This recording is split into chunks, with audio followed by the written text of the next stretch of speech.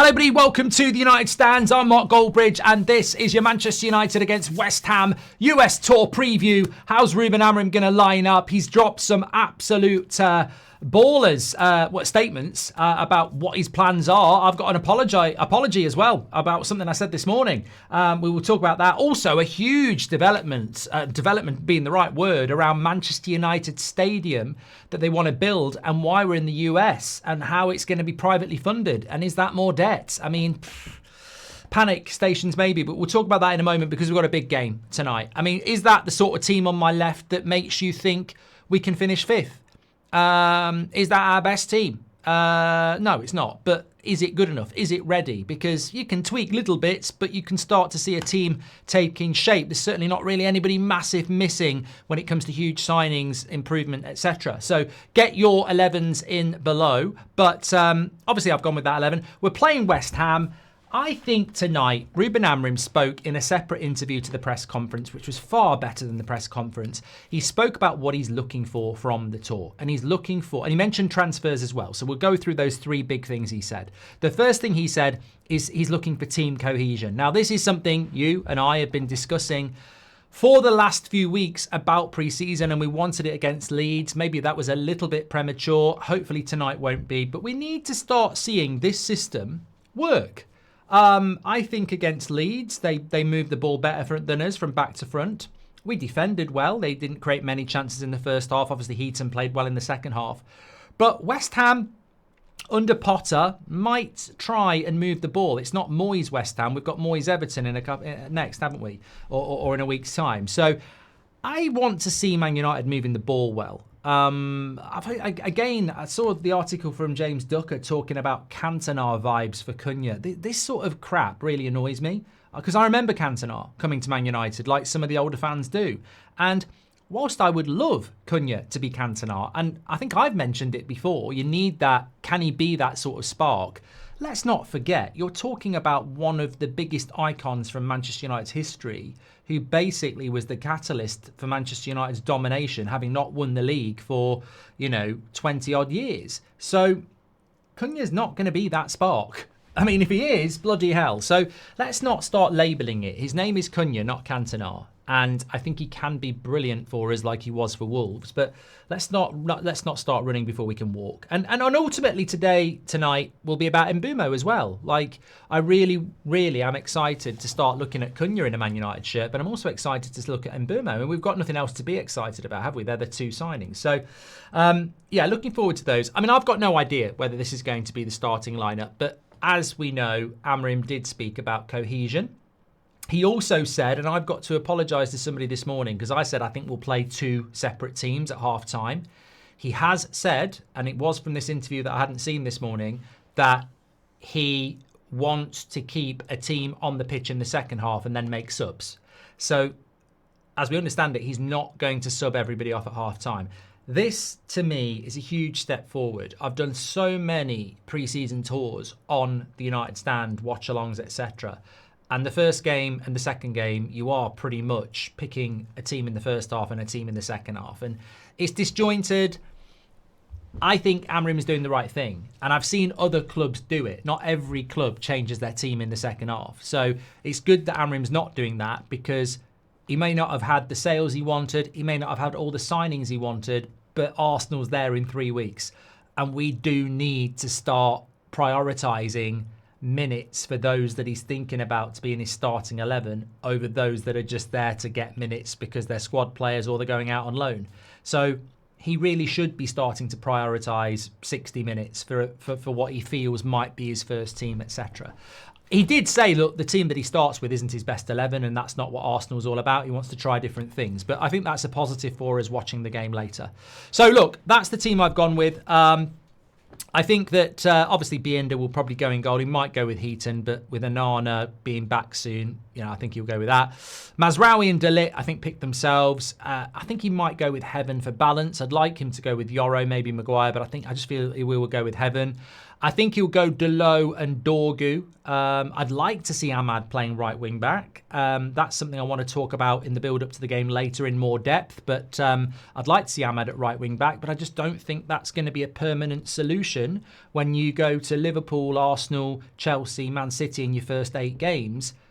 There's 4 games there where you're surely not starting Ahmad. So I don't think we're necessarily going to see Ahmad as a right wing back, which suddenly does beg the question, why have we bought Mbeumo and Cunha if we already have Ahmad, Xerxes and Mount who can play at number 10? And Ahmad did quite well last year. But look, maybe I'm wrong on that one. Midfield, yes, Bruno will be in there. And I think he might try Agate this week because there was no legs from Casemiro last week. And then up front, he might go Obi. He might go Rasmus. We'll have to wait and see. But he won't go Xerxes, and I think this is just worth mentioning, the old injury problem that Man United always seem to have. Xerxes is not available for this game. He was training independently with Onana and Martinez, who are 2 players that are nowhere near being back. Well, Martinez isn't, and I think Onana's just only on the road to recovery. So Xerxes hasn't got a bad injury. He will be back soon, but he's not available for this game, and he wasn't available for Leeds. And therefore, you've got to look at Xerxes and say, well, when did the injury happen? And he's been out for over a week already. So again, look, those injuries are there in the background. It's not a severe one. He will be back, but he has missed 2 games of pre-season already. So these injuries we do need to monitor and we do need to be careful of course. So Xerxes can't be involved in this game because he hasn't been training with the first team to be involved. Score predictions, look, get in the chat. I don't want score predictions. What do you want from the game? Like, you can give a score, but what do you want from the game? I said this before Leeds.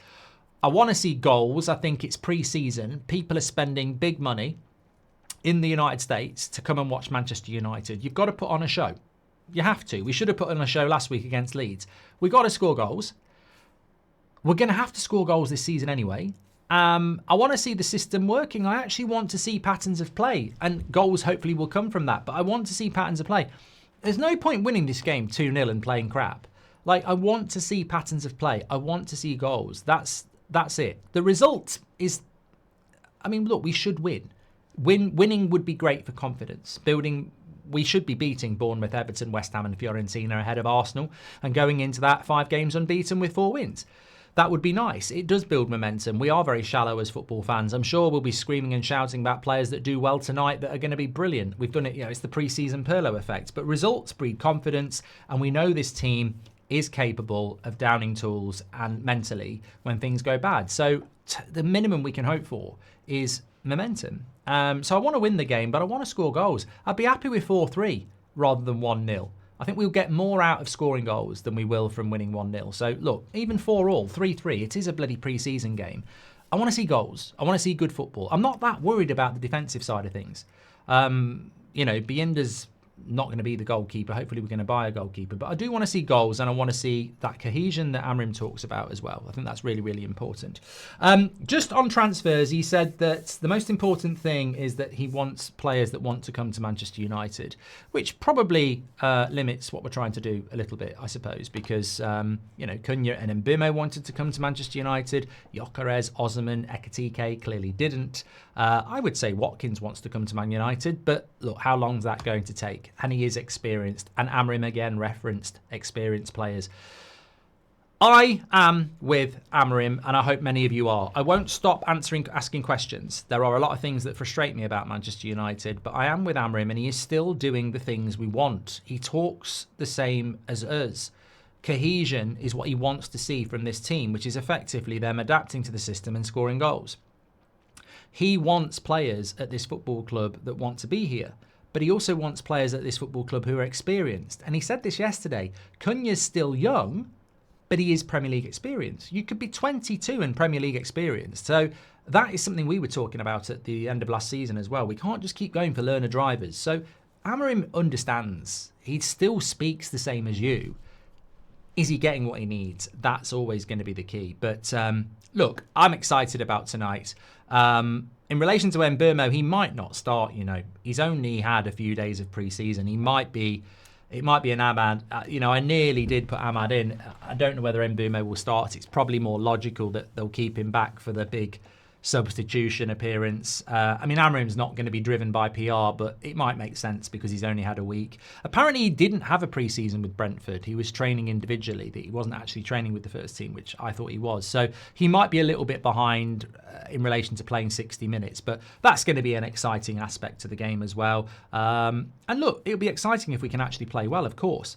Get your 11s in below. Let me know what you want from the game. Now, bit of breaking news coming out, just to get your teeth around. This has come in from James Ducker in The Telegraph. Manchester United, we know, want to knock Old Trafford down. They want to build a new £2 billion stadium. How are we going to fund it? Well, the regeneration project around Old Trafford will be paid for largely by government and private investment. Manchester United are currently utilising the US tour to explore potential investment for the new $2 billion stadium project. Sir Jim Ratcliffe hopes to attract private investment for this ambitious project, and several executives have attended a sports investment conference in New York on Friday. The conference at the Rockefeller Plaza. I was at a conference in the Rockefeller Plaza. Anyway, was attended by several Wall Street investment banks, pension funds, and other American infrastructure investors, listening to Lord Sebastian Coe and United's Chief Operating Officer Colette Roach as they presented the club's vision for building a world-class stadium, serving as the cornerstone for one of the largest redevelopment projects in the history of the United Kingdom. Look, I am not an expert in this field, but if I want to build a massive extension to my house and I don't pay for it and I get a private investor to pay for it, who owns it? If I get a loan, a mortgage, it's mine. I've just got to pay it back. So my concern is here, what's happening to this football club? Like, what will we actually own? If we're getting private investment, nobody's just going to walk along and go, I'm a Man United fan, take my money, here's $1 billion. And is that not the job of the owner? Like, the Glazers are minted. Sir Jim Ratcliffe are minted. They can build that stadium. It's got nothing to do with FFP. If we'd been bought by Qatar or, Saudi, they want to knock down St James's Park and build a $1 billion capacity stadium, which would be amazing to stand, they can do it. So why have we got owners that don't want to spend money again? Why are we using private investment? I think we'll find it, by the way. I think we will find it. But it won't be because there's a Man United fan out there that wants to give us $1 billion to build a stadium. Because if they've got $1 billion to build a stadium, they'd say, let me buy the club. So this will be... Look, there's a bigger conversation to go on here. Start it off in the chat. But...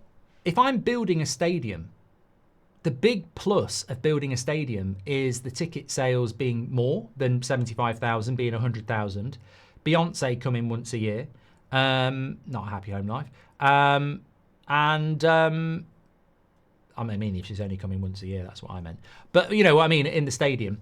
And the bigger point is, if you build something with your own money, the profit is yours once it's built.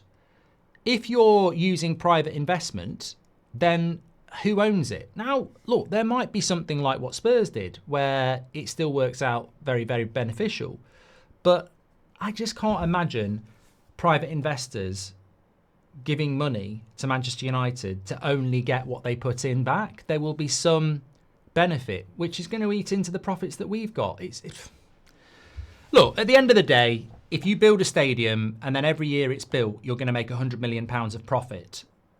You've got £100 million of profit. But every year you make that £100 million of profit, you've got to give 60 to the investors. You're making £40 million. What I'm saying is, there are some of our fans saying if we can just survive for 5 years, we'll be making so much money from a stadium, we'll obliterate everybody else. Not if we're paying half of the profits back to investors. So maybe this stadium isn't going to be the cash cow we think it's going to be. And remember, it's 5 years away.